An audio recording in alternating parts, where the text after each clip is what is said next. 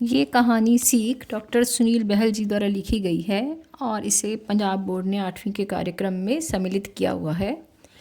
इससे हमें ये शिक्षा मिलती है कि माँ बाप को हम नहीं रखते, हमें माँ बाप ने अपने पास रखा हुआ है। जैसे कि आजकल बड़ा प्रचलन है कि हम कहते हैं कि हमने ठाकुर जी को अपने घर में रखा हुआ है। सच तो ये है कि ठाकुर जी का ही सारा घर, सारी दुनिया ठाकुर जी की है।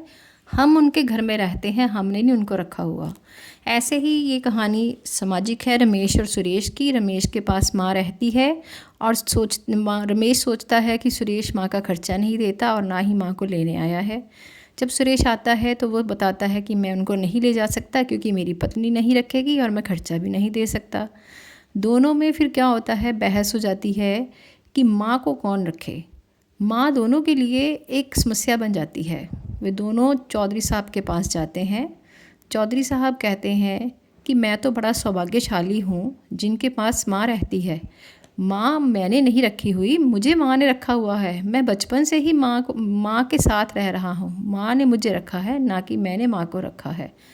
दोनों बड़े शर्मिंदा होते हैं और इस कहानी से उन्हें ये शिक्षा मिल जाती है कि बच्चे माँ बाप को नहीं रखते, माँ बाप बच्चों को रखते हैं।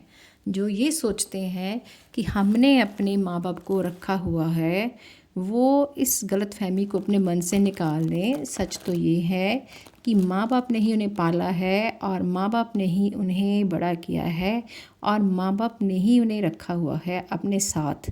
कभी भी अपने माँ बाप को बोझ नहीं समझना चाहिए। नमस्कार। अगर मेरी कहानी अच्छी लगे तो फिर मेरे चैनल को सब्सक्राइब कीजिए, लाइक कीजिए और शेयर कीजिए।